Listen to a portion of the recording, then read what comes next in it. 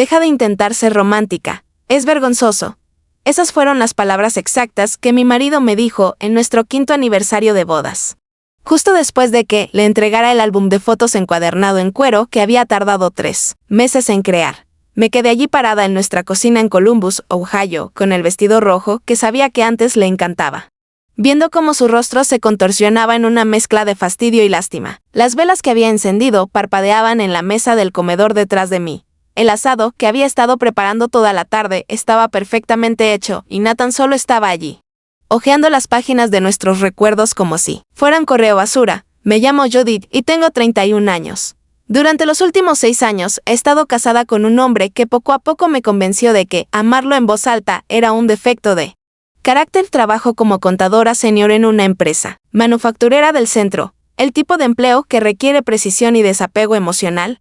Pero en casa siempre fui lo contrario. Era yo la que recordaba los cumpleaños, la que planeaba escapadas sorpresa de fin de semana, la que dejaba notas en su bolsa del almuerzo y le enviaba mensajes de buenos días incluso cuando habíamos dormido en la misma cama. Esa noche le sonreí a Nathan como me había entrenado para sonreír ante sus decepciones. Le dije que lo entendía. Me disculpé por haberlo hecho sentir incómodo. Luego recogí la mesa, apagué las velas y guardé el álbum de fotos en el armario, donde sigue hasta hoy, pero algo dentro de mí cambió. No de forma dramática, no con lágrimas ni gritos. Fue más silencioso. Fue el sonido de una puerta, cerrándose en algún lugar profundo de mi pecho. A la mañana siguiente me desperté antes que él. Como siempre. Pero en lugar de prepararle el café y sacar sus vitaminas, simplemente me vestí y me fui al trabajo. Cuando me escribió preguntando si me había olvidado de su almuerzo, le respondí que iba con prisa. Era una pequeña mentira, pero se sintió significativa. Nunca antes le había mentido a Nathan. Ni siquiera en cosas pequeñas. Esa fue la primera grieta. En las semanas siguientes, empecé a estudiar mi propio comportamiento como si perteneciera a otra persona. Me di cuenta de que había estado representando el amor durante años. No porque no lo sintiera, sino porque me había convencido de que sí lo amaba lo suficiente. Algún día él me amaría de la misma manera. Había estado esperando un retorno de una inversión que Nathan nunca me pidió hacer. Y que había dejado claro más veces de las que quería admitir que no quería. Hubo la vez que lo sorprendí con entradas para el concierto de su banda favorita, y se quejó de que debería haber consultado su agenda primero. Hubo la escapada de fin de semana que planeé a una cabaña en Hacking Hills, donde pasó la mayor parte del tiempo al teléfono hablando con su hermano sobre fútbol fantasy. Hubo la fiesta de cumpleaños que organicé con sus amigos, donde me apartó a un lado y me dijo que me estaba esforzando demasiado y que hacía sentir incómoda a la gente. Cada recuerdo emergía como un moratón que había olvidado hasta que lo presionaba. Mi mejor amiga, Kalin, notó que algo era diferente casi de inmediato. Nos conocíamos desde la universidad y me conocía mejor que la mayoría. Durante un almuerzo, me preguntó si todo estaba bien. Le dije que solo estaba cansada. No me creyó. Pero tampoco insistió. Eso era una de las cosas que más me gustaban de Kalin. Me daba espacio para resolver las cosas a mi ritmo, pero dejaba claro que estaría allí cuando estuviera lista para hablar. Nathan no notó nada al principio. Esa fue quizá la realización más dolorosa de todas. Había pasado años intentando hacerlo sentir especial, y cuando dejé de hacerlo, ni siquiera vio la diferencia. La ausencia de mi afecto era invisible para él porque nunca había valorado realmente su presencia. Seguía esperando la cena en la mesa, sus camisas planchadas y la casa limpia. Seguía esperando que le preguntara por su día y escuchara sus quejas sobre sus compañeros de trabajo. Pero no notó que había dejado de tomar su mano. No notó que había dejado de decir te quiero. Primero, empecé a preguntarme cuánto tardaría en darse cuenta. Una parte de mí esperaba que preguntara. Esperaba que una noche me apartara y me dijera que echaba de menos a la antigua yo, la forma en que antes lo miraba. Pero las semanas se convirtieron en un mes, luego en 2. Y su ignorancia solo se profundizó. Caminaba por la casa como un hombre sonámbulo, en su propia vida. Completamente ajeno a que el calor se estaba drenando lentamente de cada habitación. Durante ese tiempo llevé un diario. Me ayudaba a procesar lo que sentía, sin tener que decirlo en voz alta. Una entrada decía simplemente, me preguntó si alguna vez me amó o si solo amaba lo que yo hacía por él. Esa pregunta me persiguió más que cualquier pelea que hubiéramos tenido mirando atrás. Puedo trazar la trayectoria de nuestro matrimonio como una pendiente descendente en una gráfica. Los primeros años estuvieron llenos del tipo de amor que pensé que duraría para siempre. Nathan era encantador cuando nos conocimos en una barbacoa de un amigo común hace 7 años. Tenía esa confianza fácil que hacía que la gente quisiera estar cerca de él. Se reía de mis chistes y hacía preguntas sobre mi vida que me hacían sentir vista. Me enamoré rápido. Y cuando me propuso matrimonio 2 años después, dije que sí sin dudar. La boda fue pequeña pero hermosa. La celebramos en un jardín a las afueras de la ciudad, rodeados de amigos cercanos y familia. Mi madre lloró cuando caminé hacia el altar. El padre de Nathan dio un discurso sobre cómo yo era lo mejor que le había pasado a su hijo. Creí que nuestro amor era especial, que estábamos construyendo algo raro y irrompible. Pero las grietas empezaron a formarse casi inmediatamente después de la luna de miel. Nathan no era cruel de forma evidente. No gritaba, no tiraba cosas. No me insultaba. Su negligencia era más sutil. Venía en forma de aniversarios olvidados y planes cancelados. Venía en la forma en que se perdía cuando yo hablaba, con los ojos fijos en el teléfono o la televisión.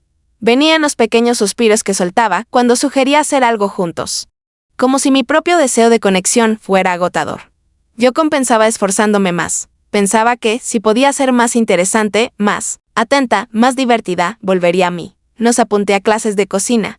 Planeé citas nocturnas en restaurantes que quería probar. Compré lencería en la que me sentía ridícula, esperando reavivar alguna chispa. Cada esfuerzo fue recibido con aprecio tibio en el mejor de los casos. Con rechazo directo en el peor, mi hermana Brenda me advirtió temprano. Nunca le gustó Nathan, aunque intentó guardar sus opiniones, pero un día de acción de gracias. Después de que Nathan hubiera pasado toda la cena hablando de sí mismo, sin preguntar a nadie más, ni una sola pregunta, Brenda me llevó a la cocina y me preguntó directamente si era feliz. Le dije que sí. Mentí. Ya estaba tan metida en el patrón de defenderlo que la mentira salió más fácil que la verdad. Nuestro matrimonio se convirtió en una actuación. Yo interpretaba el papel de esposa amorosa y Nathan el de hombre que se dejaba amar. Había un desequilibrio que sentía pero no podía nombrar. Yo daba y daba y daba, y él tomaba y tomaba y tomaba. Y ninguno de los dos reconocía la transacción que ocurría bajo la superficie. Me convencí de que eso era lo que parecían las relaciones a largo plazo. Me convencí de que la pasión se desvanecía, y que lo que importaba era el compromiso. Me mantuve comprometida. Me mantuve devota. Me quedé mucho después de que el amor se hubiera vuelto unilateral. La ironía es que Nathan probablemente pensaba que nuestro matrimonio estaba bien. Nunca se quejó. Nunca pidió más. En su mente, todo estaba exactamente como debía estar. Tenía una esposa que cuidaba la casa. Recordaba sus preferencias y nunca exigía nada a cambio. ¿Por qué iba a cuestionarlo? ¿Por qué iba a cambiar? Algo que funcionaba perfectamente para él, pero no funcionaba para mí. Me sentía invisible en mi propia casa. Me sentía más como proveedora de servicios que como pareja. Me sentaba frente a él en la cena y me daba cuenta de que no tenía idea de lo que pensaba, lo que sentía, lo que quería de la vida. Y cuando intentaba preguntar, me daba respuestas vagas o cambiaba de tema. Era como si la intimidad fuera un idioma extranjero que nunca se había molestado en aprender. Mi trabajo se convirtió en mi refugio. En el trabajo era competente y respetada. Mis compañeros valoraban mi opinión. Mi jefe confiaba en mí. Con proyectos importantes, había una claridad en la vida profesional que faltaba en mi matrimonio. Las expectativas se establecían. Se daba retroalimentación. El éxito era medible. En casa, constantemente adivinando qué quería Nathan, intentando anticipar sus estados de ánimo. Ajustándome para encajar en la forma que más lo complaciera. El incidente del aniversario no fue el principio del fin. Fue simplemente el momento en que finalmente me permití ver lo que había sido cierto durante años. Nathan no valoraba mi amor, lo toleraba, y cuando se volvía demasiado visible, demasiado demostrativo. Demasiado, me lo decía directamente. Lo llamó vergonzoso, me llamó patética, y algo dentro de mí se rompió de una forma que no se podía reparar. No tomé una decisión dramática esa noche, no hice la maleta ni pedí el divorcio. Simplemente decidí parar, dejé de planear, dejé de esperar, dejé de intentar ser la esposa que creía que quería y esperé. Esperé a ver si notaba el silencio. Donde antes estaba mi amor, las semanas siguientes fueron un experimento. Traté nuestro matrimonio como una hipótesis que estaba probando. Si quitaba la variable de mi esfuerzo, ¿qué quedaría? La respuesta, temía, era nada. La casa se volvió más fría sin mis gestos. No lo digo literalmente, aunque ese invierno fue bastante duro. Me refiero a que la temperatura emocional de nuestro hogar bajó gradualmente, grado a grado. Hasta que sentimos como dos extraños compartiendo un espacio en lugar de dos personas compartiendo una vida. Dejé de encender velas. Dejé de poner flores frescas en la mesa. Dejé de preguntar por su día antes de que él preguntara por el mío. Lo que significaba que a menudo comíamos en silencio porque él nunca se le ocurría preguntar. La confusión de Nathan llegó lentamente. Al principio pareció aliviado. La presión de mis expectativas, que aparentemente siempre había sentido pero nunca nombró, desapareció. Podía llegar a casa y desaparecer en el sótano a jugar videojuegos sin sentirse culpable por ignorarme. Podía desplazarse por el teléfono durante la cena sin que mis ojos suplicaran conversación. Parecía casi más ligero en esas primeras semanas, como si le hubieran quitado un peso de encima. Pero luego esa ligereza se convirtió en algo más. Empezó a subir más a menudo. A rondar en la cocina mientras yo cocinaba, a quedarse cerca de la puerta mientras yo leía. Empezaba a decir algo y luego se detenía, como si las palabras se le atragantaran. Lo observé luchar con esta nueva dinámica, incapaz de nombrar lo que faltaba, pero claramente sintiendo su ausencia. La ironía no se me escapaba. Había pasado años evitando mi atención, y ahora que la había retirado, no sabía qué hacer con el espacio. Una tarde, unas 6 semanas después del incidente del aniversario, me preguntó si me sentía bien. Le dije que sí. Insistió un poco, preguntando si algo me molestaba. Le dije que no. Se quedó en el salón, mirándome como si fuera un rompecabezas que no podía resolver. Casi sentí lástima por él. Casi. Pero luego recordé todas las veces que había intentado hablarle de cómo me sentía, todas las veces que me había ignorado o cambiado de tema, y la compasión se evaporó. Mi silencio no era venganza, era protección. Había pasado años derramándome en este matrimonio y no me quedaba nada que dar. Retirarme era la única forma que conocía de sobrevivir. No intentaba castigar a Nathan. Intentaba averiguar si algo de nuestra relación podía existir sin mi esfuerzo constante. Y cada día la respuesta se hacía más clara. Sin mí sosteniéndolo, no había nada. Kalin y yo nos encontramos para tomar café un sábado por la mañana. Vio el agotamiento en mi rostro antes de que dijera una palabra. Finalmente se lo conté todo.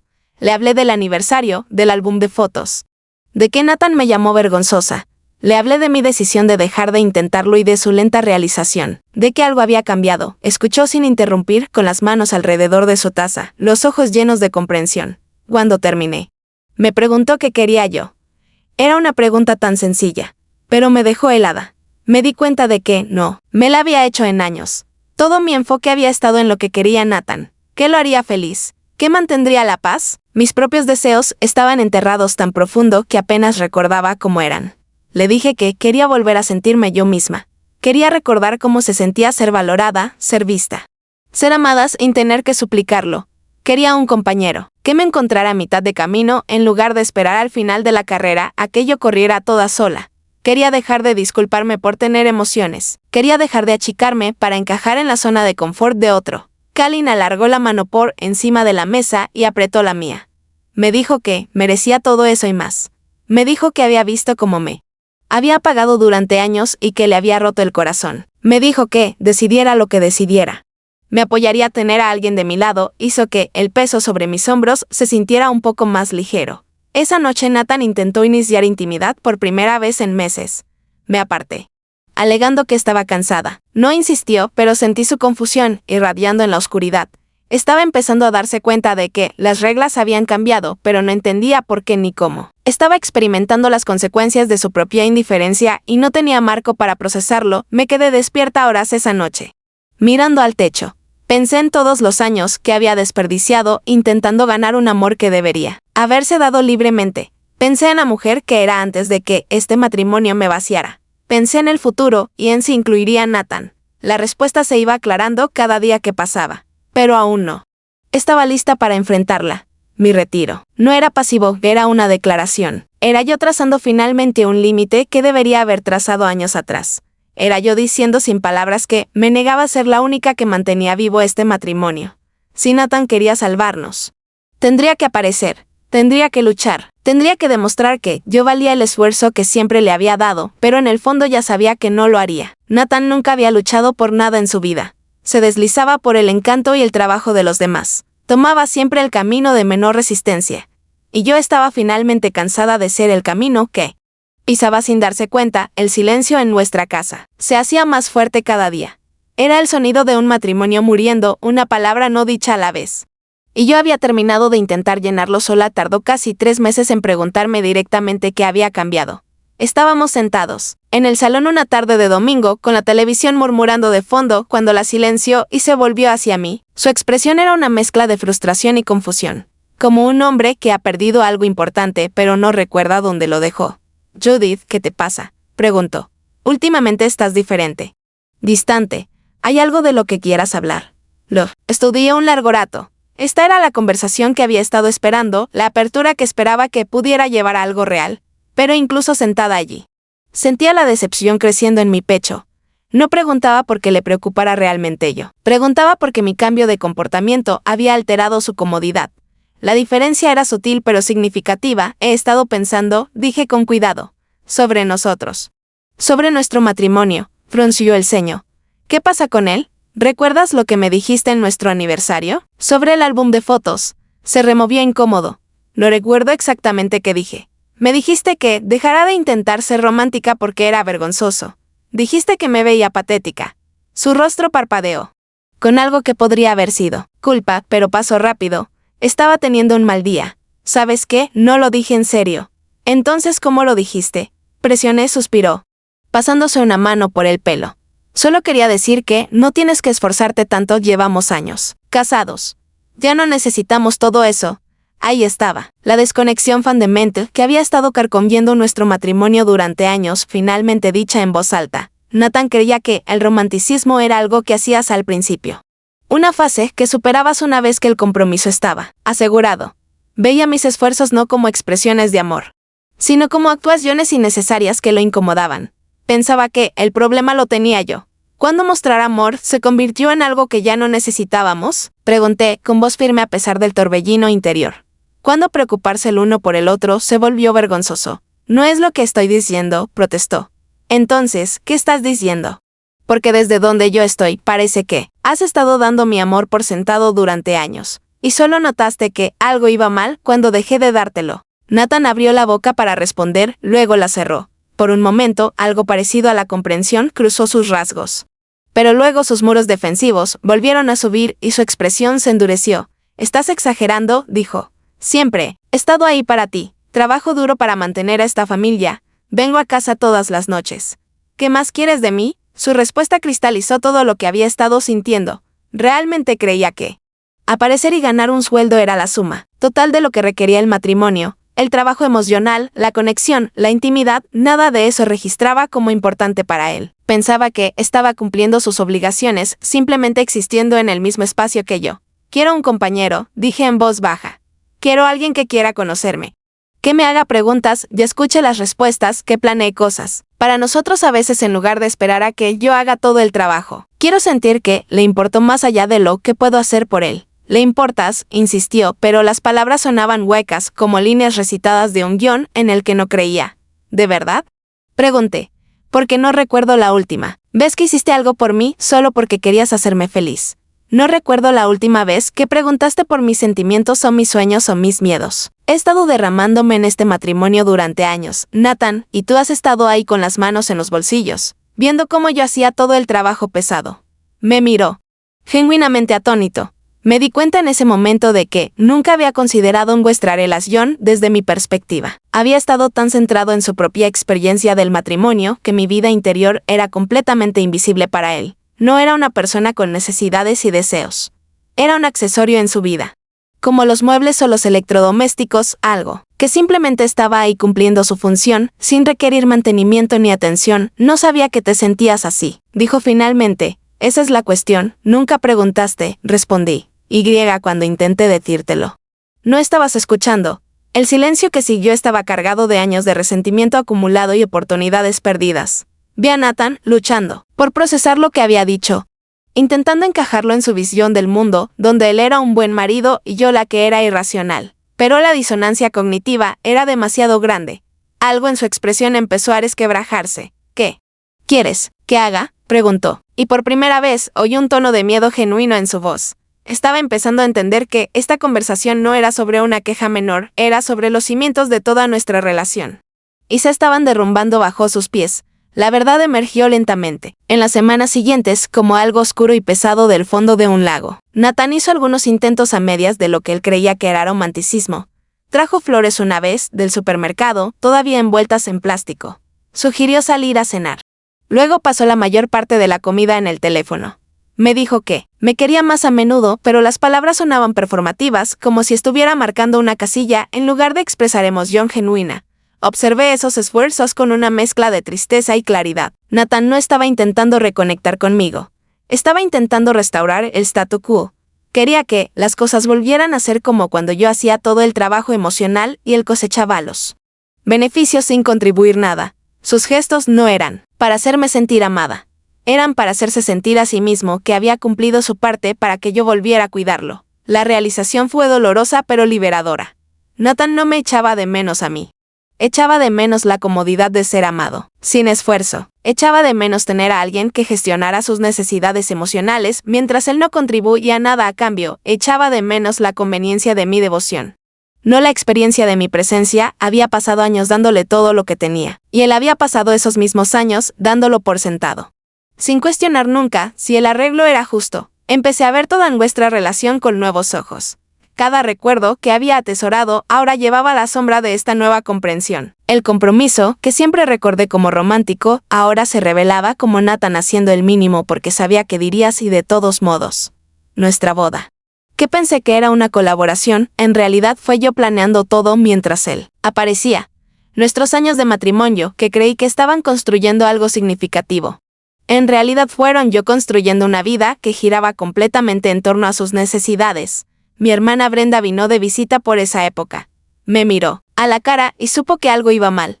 Mientras tomábamos té en la mesa de mi cocina, se lo conté todo. Le hablé del aniversario, de la respuesta de Nathan, de mi decisión de dejar de intentarlo y de los intentos vacíos de reconciliación que siguieron. Escuchó sin juzgar.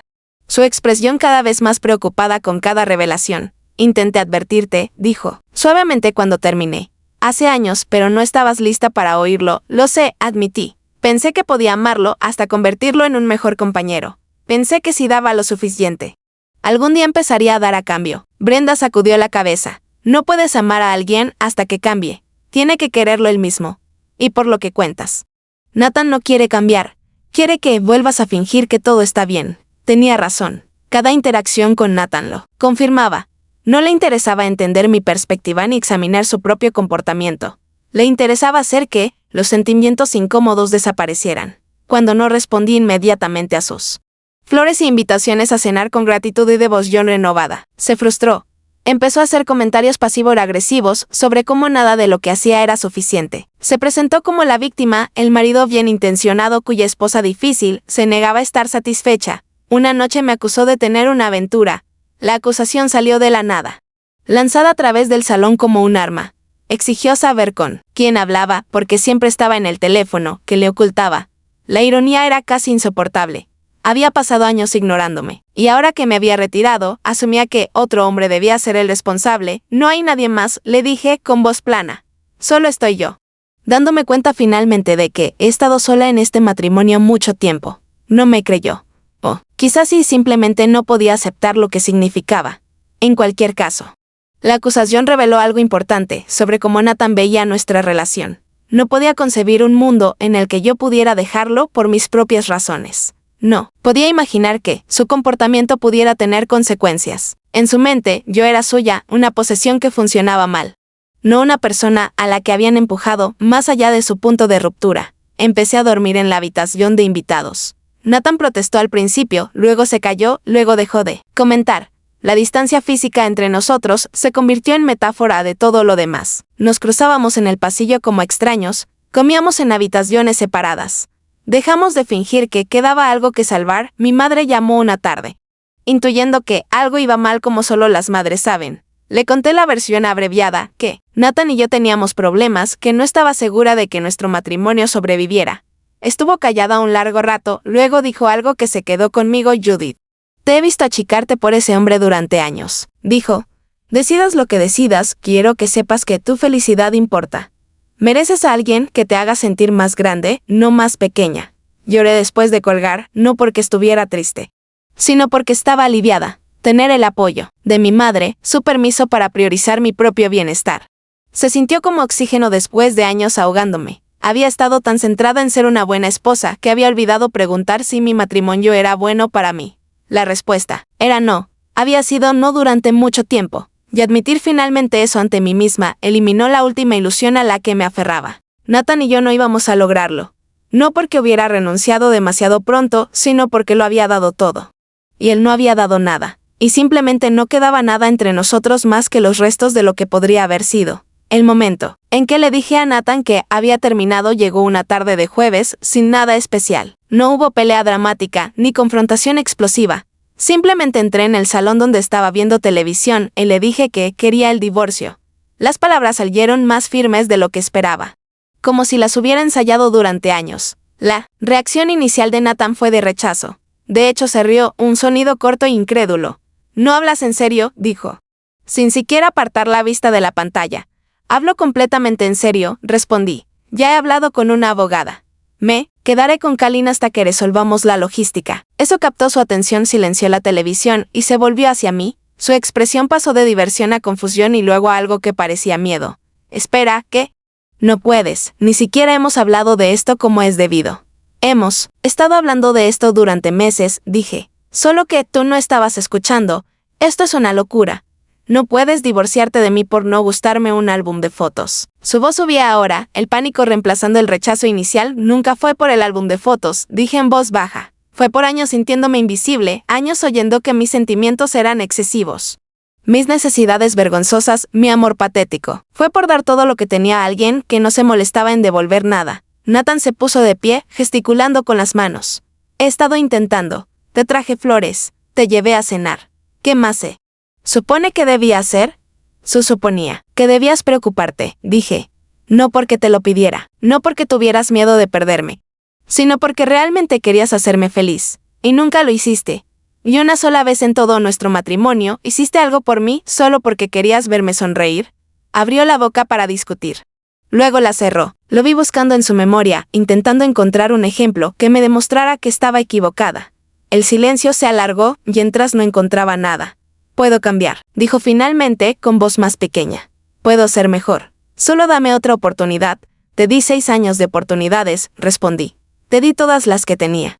Y las usaste todas para mostrarme que mis sentimientos no te importaban. Ya, no estoy enfadada. Nathan, solo he terminado». La desesperación en sus ojos casi fue suficiente para hacerme dudar. Casi. Pero entonces recordé todas las noches que me había dormido llorando mientras él roncaba a mi lado. Ajeno recordé todas las ocasiones especiales que había arruinado con su indiferencia, recordé lo pequeña e inútil que me había hecho sentir, como había pasado años creyendo que había algo malo en mí por querer ser amada. «Por favor», dijo. Y la palabra sonó extraña saliendo de su boca. Nathan nunca decía por favor. Nathan nunca pedía nada porque asumía que todo se le daría por favor, no hagas esto. Te quiero. ¿Quieres la idea de mí?, lo corregí. ¿Quieres tener a alguien que te cuide, que gestione tu vida, que te haga sentir importante sin exigir nada a cambio? Pero no me quieres a mí. Ni siquiera me conoces. Y no estoy segura de que alguna vez quisieras». Su rostro se derrumbó, pero seguí. «Me alegra que estés aprendiendo y creciendo.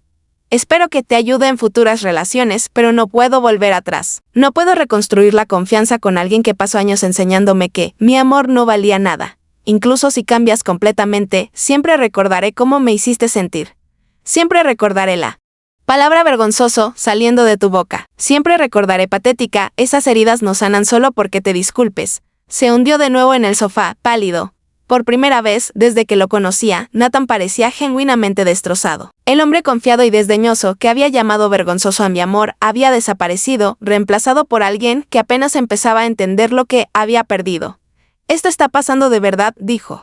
«Más para sí mismo que para mí, sí», confirmé. «Está pasando. Ya tenía hecha la maleta. Ya había arreglado quedarme con Kalin. Ya había tomado la decisión semanas atrás. Esta conversación era solo la formalidad». Cogí mi maleta del pasillo y caminé hacia la puerta. «Judith, espera». Me volví una última vez. Nathan seguía sentado en el sofá, mirándome con una expresión que nunca había visto antes. Parecía perdido, parecía asustado. Parecía un hombre que acababa de darse cuenta de que la vida que daba por sentada se le escapaba entre los dedos. «Espero que aprendas de esto», dije, y lo decía en serio. A pesar de todo, no odiaba a Nathan. Solo había terminado de amarlo. «Espero que la próxima mujer que entre en tu vida no tenga que suplicar tu atención como yo. Espero que aprendas a ser un compañero en lugar de un pasajero». No respondió. Solo se quedó allí sentado viéndome marchar. Como si aún no pudiera creer del todo lo que estaba pasando, el trayecto a casa de Colleen fue silencioso. No lloré, no me sentí aliviada ni triunfante ni triste, solo me sentí vacía. Del modo en que te sientes vacío después de dejar finalmente algo pesado que has estado cargando mucho tiempo.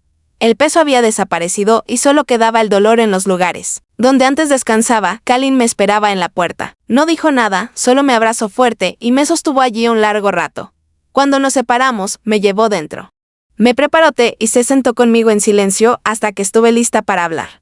¿Cómo te sientes?, preguntó finalmente. Lo pensé. Un momento libre, dije. Me siento libre. Y por primera vez en años, lo decía en serio, las primeras semanas después de dejar a Nathan fueron una extraña mezcla de duelo y liberación. Me quedé con Colleen en su habitación de invitados, rodeada de muebles desconocidos y artículos de aseo prestados. Y sin embargo dormí mejor que en años. El nudo de tensión que había vivido en mis hombros tanto tiempo empezó a aflojarse. La vigilancia constante que había mantenido, siempre monitoreando los estados de ánimo de Nathan, anticipando sus necesidades, ajustándome a sus preferencias. Todo eso desapareció. En su lugar había un silencio que se sentía casi sagrado. Empecé a recordar quién era antes del matrimonio. Había olvidado tanto. Solía pintar acuarelas los domingos por la mañana.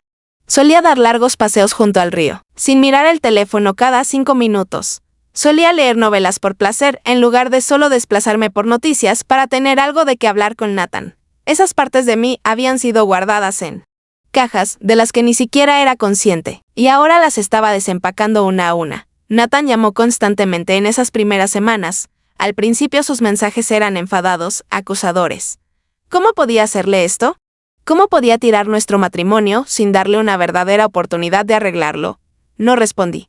Luego su tono cambió. Desesperado. Me echaba de menos. No podía dormir. No sabía funcionar sin mí. Seguía sin responder. Finalmente intentó regatear. Haría cualquier cosa. Iría a terapia. Planearía citas.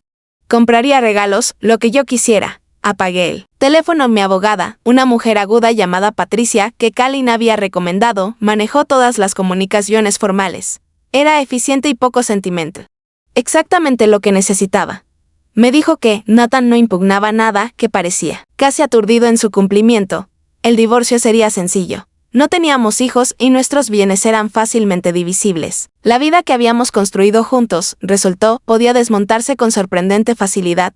Encontré un apartamento propio después de aproximadamente un mes. Era pequeño. Solo un dormitorio en el lado este de Columbus, pero era mío. Pasé todo un fin de semana pintando las paredes de un suave verde salvia. Un color que Nathan siempre había dicho que era demasiado femenino. Compré plantas para los alféizares, arte para las paredes y libros para las estanterías. Llené el espacio con cosas que me hacían feliz, cosas que reflejaban quién era realmente en lugar de quién había fingido ser. Mis compañeros de trabajo notaron el cambio en mí. Dijeron que parecía más ligera, más presente. Mi jefe comentó que mi rendimiento había mejorado, que era más creativa y comprometida que en años. No me había dado cuenta de cuánta energía consumía el matrimonio, de lo agotada que había estado por el esfuerzo constante de mantenerlo a flote. Ahora que ya no me ahogaba, finalmente podía nadar. Nathan, mientras tanto, se estaba desmoronando. Oía actualizaciones a través de amigos comunes. Quisiera o no, había dejado la casa hecha un desastre. Comía comida para llevar todas las noches porque no sabía cocinar. Había aparecido en casa de su hermano a las 2 de la madrugada borracho y llorando, diciendo que había arruinado su vida. Una parte de mí sintió una satisfacción sombría ante esos informes. Una parte mayor solo se sintió cansada, empezó a intentar recuperarme en serio. Los esfuerzos eran casi cómicos. En su desesperación, envió flores a mi oficina todos los días durante una semana hasta que pedí a la recepcionista que rechazara entregas suyas. Me escribió largas cartas detallando todas las formas en que había cambiado, todas las revelaciones que había tenido, todas las promesas que estaba dispuesto a hacer. Incluso apareció una noche en casa de Colleen exigiendo verme, hasta que ella amenazó con llamar a la policía. La ironía era devastadora. Estaba haciendo ahora, en pánico, todo lo que yo le había suplicado que hiciera durante años. Estaba planeando citas y escribiendo cartas de amor y haciendo grandes gestos románticos. Pero era demasiado tarde. Los gestos sonaban vacíos porque estaban motivados por el miedo a la pérdida. No por amor genuino. No estaba intentando hacerme feliz. Estaba intentando recuperar la vida que había dado por sentada. Observé su forcejeo desde la distancia y no sentí más que confirmación. Era exactamente quien había sido Nathan siempre, alguien que solo valoraba las cosas cuando se las quitaban. No había cambiado, solo se había vuelto desesperado. Y la desesperación no es amor. El divorcio se finalizó una mañana de martes a finales de primavera. Me senté en la sala de conferencias del juzgado, frente a Nathan y por primera vez en meses. Lo miré de verdad. Había envejecido visiblemente. Tenía ojeras y un tono grisáceo en la piel que no estaba antes. Parecía derrotado, disminuido, como alguien que finalmente había sido forzado a enfrentar consecuencias que nunca creyó que llegarían. Cuando firmamos los papeles finales, su mano tembló. Me miró con ojos enrojecidos y suplicantes, pero mantuve mi expresión neutra. No quedaba nada que decir, los papeles se procesaron. Las firmas fueron atestiguadas. Y así, nuestro matrimonio terminó 6 años reducidos a una pila de documentos y un sello judicial. Fuera del juzgado, Nathan me alcanzó. Parecía casi patético allí en las escaleras. Con el traje arrugado y la postura encorvada, preguntó si podíamos hablar solo unos minutos, contra mi mejor juicio. Acepté, caminamos hasta un banco en el pequeño parque, al otro lado de la calle, y nos sentamos en silencio un momento. Luego Nathan habló. He estado yendo a terapia, dijo. 3 veces por semana. Intento entender por qué era como era. Asentí pero no dije nada. Mi terapeuta dice que tengo apego evitante, que fui entrenado desde niño a ver la intimidad emocional como amenazante. Que alejaba a cualquiera que se acercara demasiado porque la vulnerabilidad me asustaba. Hizo una pausa. No lo digo como excusa. Solo intento explicar. Me alegra que estés recibiendo ayuda, dije, y lo decía en serio. Ojalá lo hubiera hecho antes. Continuó. Ojalá te hubiera escuchado cuando intentabas decirme que algo iba mal. Estaba tan seguro de que yo era el razonable, que tú eras la necesitada o dramática. No podía ver cuánto te estaba haciendo daño porque no estaba dispuesto a mirar. No. Coincidí.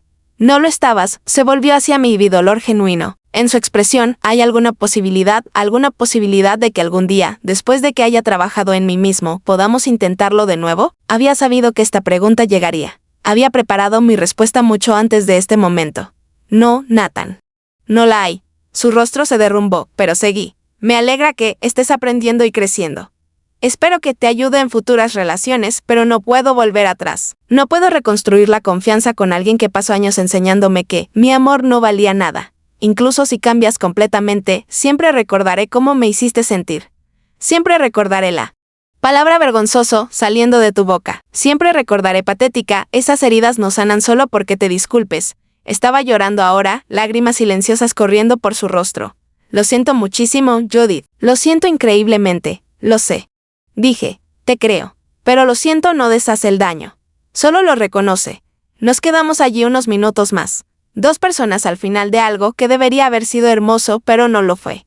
Luego me puse de pie, le deseé lo mejor y me alejé. No miré atrás, no había nada detrás de mí que necesitara ver.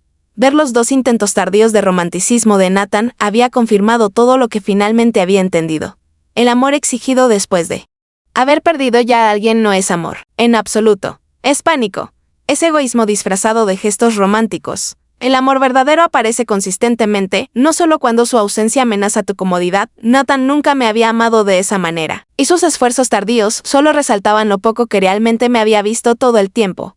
El hombre sentado en ese banco del parque ya no era mi preocupación. Mi preocupación era la mujer que se alejaba de él, finalmente libre y finalmente completa. Los meses que siguieron al divorcio fueron una revelación. Había pasado tanto tiempo definiéndome a través de mi matrimonio, a través de mi rol como esposa de Nathan, que había olvidado que podía existir de forma independiente. Ahora me estaba redescubriendo. Y me sorprendía lo que encontraba. Era más fuerte de lo que recordaba, más resiliente. Más capaz de alegría, empecé a hacer todas las cosas que Nathan había criticado o descartado. Tomé una clase de cerámica las noches de los martes. Me uní a un club de lectura que se reunía en una cafetería del centro.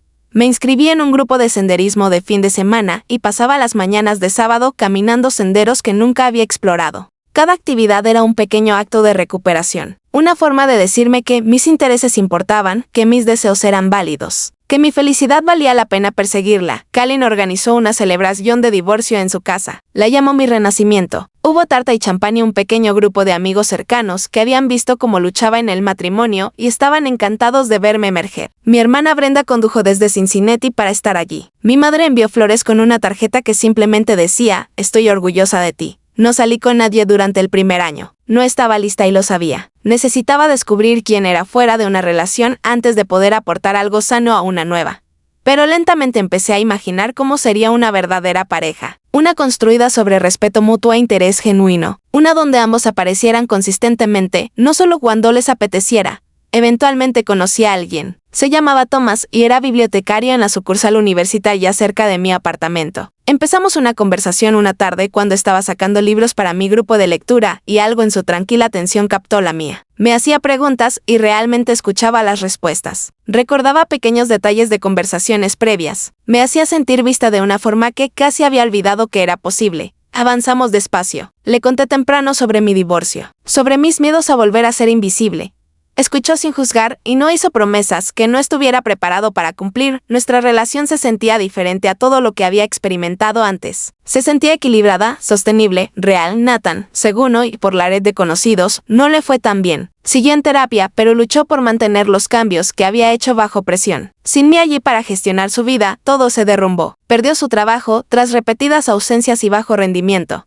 Tuvo que vender la casa porque no podía pagarla solo. Se mudó a un pequeño apartamento y, según su hermano, pasaba la mayor parte del tiempo solo, incapaz de construir las conexiones que nunca había aprendido a valorar. No sentí alegría por su sufrimiento, pero tampoco sentí culpa. El derrumbe de Nathan no era mi responsabilidad. Era la consecuencia de años de elecciones que había hecho, años dando por sentado lo que debería haber atesorado. Había aprendido demasiado tarde que el amor no es algo que recibes pasivamente, es algo que construyes juntos, ladrillo a ladrillo, con intención y cuidado. Y él se había negado a construir tanto tiempo que cuando la estructura se derrumbó, no quedó nada que salvar. Alejarme de mi matrimonio no destruyó el romanticismo en mi vida, me lo devolvió. Durante años había estado derramando amor en un vacío, intentando llenar algo que se negaba a contener nada. Ahora entendía que la persona más importante a quien amar era yo misma, que el valor propio no es algo que ganas siendo lo bastante buena para alguien más. Es algo que reclamas simplemente porque existes. Mira atrás ahora a la mujer que estaba en esa cocina sosteniendo un álbum de fotos, oyendo que su amor era vergonzoso y desearía poder retroceder en el tiempo y abrazarla. Le diría que no era demasiado. Era exactamente suficiente. El problema nunca fue su amor. El problema fue que se lo dio a alguien que no lo merecía. El camino de Nathan se volvió más oscuro en los años siguientes, incapaz de sostener la mejora personal que había iniciado desesperadamente. Derivó de trabajo en trabajo, de relación en relación, sin quedarse mucho tiempo, sin aprender las lecciones que podrían haberlo salvado. Su familia eventualmente se distanció, cansada de su incapacidad para asumir responsabilidad. Lo último que supe es que vivía solo en un alquiler a las afueras de la ciudad. Un cuento cautelar de lo que pasa cuando descartas el amor hasta que es demasiado tarde para recuperarlo. La comodidad que una vez dio por sentada se convirtió en la comodidad que nunca pudo encontrar de nuevo. Y el silencio en su vida ya no era pacífico. Era el sonido de todo lo que había tirado. En cuanto a mí, sigo encendiendo velas en la cena. Sigo planeando gestos románticos y recordando aniversarios y dejando pequeñas notas en lugares inesperados. La diferencia es que ahora esos actos de amor son apreciados, reciprocados y atesorados. No solo por alguien que finalmente me ve, sino por la mujer que veo cada mañana en el espejo. La que aprendió que terminar un matrimonio no fue un final, sino el comienzo de la historia de amor más importante de su vida. Aquella en la que se eligió a sí misma.